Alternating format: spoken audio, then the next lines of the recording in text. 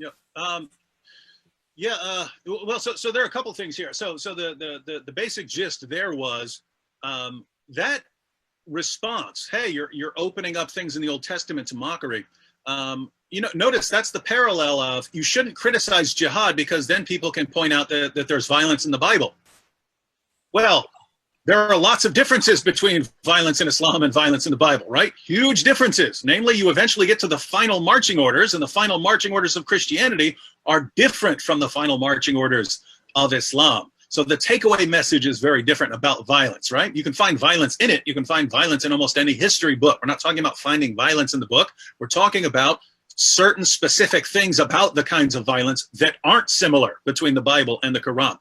That's a strange objection, but this seems to be a parallel to that of, don't mock that claim about Muhammad because then they might mock your claim about the Bible. But yeah, you guys are right that either you think that there's no better reason to believe the Bible than there is to believe the Muslim sources, in which case I have no idea why you would invite a Muslim to Christianity if you don't think the case is any better or it's any more true.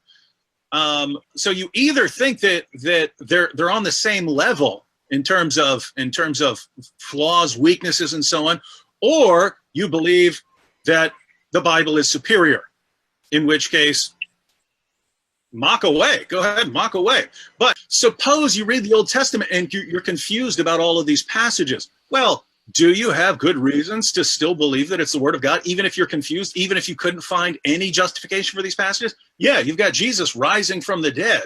And so I would say, look, even if, oh man, I don't know what to do there, but I know Jesus rose from the dead, so I'm still good. I'm still good with my salvation here. Well, a lot of folks would like to say that he has artificially limited things by ignoring the Old Testament. Because you've got the Amorites and the Canaanites and all that kind of stuff going on. And go away. There is evidently, my computer really wants to go to El Capitan. You cannot. It would destroy a bunch of my programs. Go away. Anyways,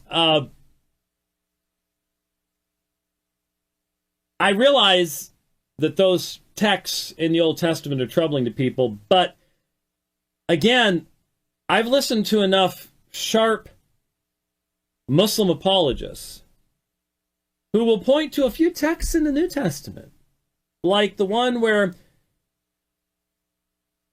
Jesus tells a parable, and he seems to be referring to himself, and toward the end he says, now bring those men before me who refuse to have me rule over them and kill them before me in my sight. And we're talking about judgment. Bunch of stuff in the book of Revelation about stuff like that. On the other hand, I think that Jay, while he has admitted that the violence in the Old Testament is much greater than in the Quran, and these are his words, which I've written down as soon as he spoke them, He seems to think that the New Testament presents a different picture of morality, and we should guard against this. He brought me actually greetings from our good friend James White, and James White has written in his book, The God Who Justifies, on page 61, in response to those Christians who may think, okay, that was the God of the Old Testament, now in the New Testament things are different. In response, White has this to say: there is only one God, and the God of the Old Testament is identical in every way to the God of the New. So we cannot look at two different moralities here. Why is the New Testament then different? In his article on jihad in the Blackwell Companion to the Quran, the Jewish writer Reuben Firestone explains the situation in which both the Talmud and the New Testament were written. Here we're talking about the context. Now the context here was different. The New Testament and the Talmud were written at a time when Rome dominated, and there was no hope, either from among the Jews or from among the Christians, that somehow a political struggle will result in any victory. So a passive approach was taken. This is particularly in page number 313 of the Blackwell Companion to the Quran, in which Reuven Firestone has laid out this case. And one can see this to be true. Jesus, according to the New Testament, was the Messiah who was expected to rule on the throne of David.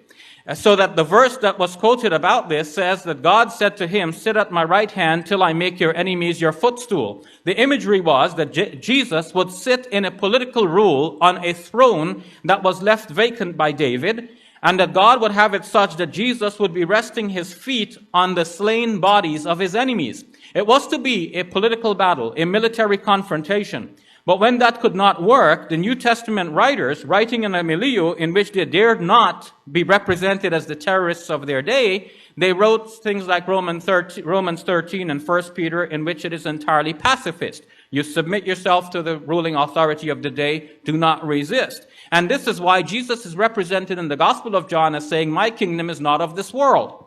So this is a later rewriting. John, the last of the four Gospels, now takes the Messiahship and gives it a different meaning. It's not anymore about sitting on the throne of David in this life, at least not in the first coming, but when he comes back, the book of Revelation tells us what he will do. He will have a major confrontation with his enemy. His tongue itself will be of a sword, and he will slay everyone except the false prophet and the Antichrist, who will be thrown into the fire. Everyone else, according to the book of Revelation, will be slain by Jesus when he comes back and engages the enemy in that major battle. So the battle motif is present in the Old and in the New Testament. Christians are peaceful, but despite the Bible. And some Muslims are violent, but despite the teachings of the Quran. Thank you.